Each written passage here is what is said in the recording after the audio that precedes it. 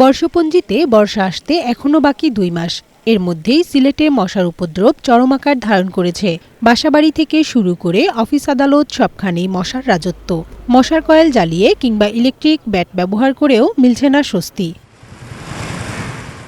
দিন দুপুরেও মশারি টাঙিয়ে বসে থাকতে হচ্ছে অনেককে। নগরবাসীর অভিযোগ, সিটি কর্পোরেশনের মশক নিধন কার্যক্রম কেবল লোক দেখানো, সেই সাথে ওষুধের কার্যকারিতা নিয়েও প্রশ্ন তুলছেন ক্ষুব্ধ নগরবাসী। সন্ধ্যাবার থেকে মশার জ্বালায় আমরা দোকানে ব্যবসা করতে পারলাম না, খুব বেশি মশার অবস্থা খারাপ। যে মশা মারলে যে মশা যে মরতো, এটা মেডিসিন তো আছে, কিন্তু এই মেডিসিনে কাজ করে না। অনেক সময় দেখা যায় যে মেডিসিনে ব্যর্থ হয়ে যায়, বুঝছেন। তারপরে তো মেডিসিনের মধ্যে আপনার অনেক কিছু মিক্স করে এর জন্য মানে আসল জ্বর হয়েছে না, কার্যকারিতা থাকে না। মশার খুব যন্ত্রণা, চারপাশে মশা।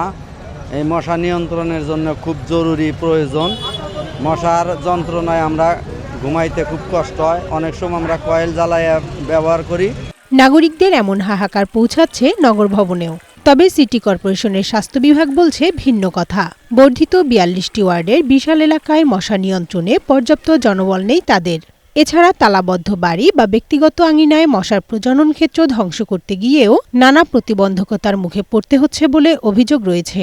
বাস্তবিক অর্থে আমাদেরও ব্যর্থতা ছিল এবং আমরা গত নতুন প্রশাসক মহোদয় আমাদের এখানে আসার পর এবং উনি সক্রিয় নির্দেশনা দেওয়ার পর আমরা সত্যিকার অর্থে একটা সুন্দর কর্মপরিকল্পনা নিয়ে এখন মশক নিধন কার্যক্রমে আমরা নেমেছি এবং আমাদের প্রতিদিন প্রায় 60 জন স্প্রেম্যান প্রায় 8টা থেকে 10টা ওয়ার্ডে কাজ করছে এবং আমরা 6টা গাড়ির মাধ্যমে প্রায় 20 জন ফগারম্যানের মাধ্যমে আমরা ফগার মেশিন আমরা ইউজ করছি। আমরা যে জায়গাগুলোকে নোটিশ করি সেই জায়গাগুলোতে আমরা কাজ করেছি, বাট আননোটিসড এত পরিমাণ জায়গা আছে যেগুলোতে সিটি কর্পোরেশনের এন্ট্রিও খুবই কম।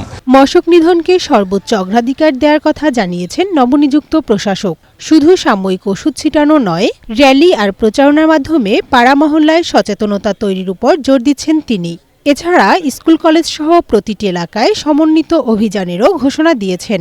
আমরা মশার উদ্যোগ নিয়েছি, কিন্তু আসলে কার্যকর হতে আমাদের চিফ মেডিকেল অফিসার বলছেন যে অন্তত 3টা সার্কেলে মশার ওষুধ দেওয়ার পরে নির্ভর করে।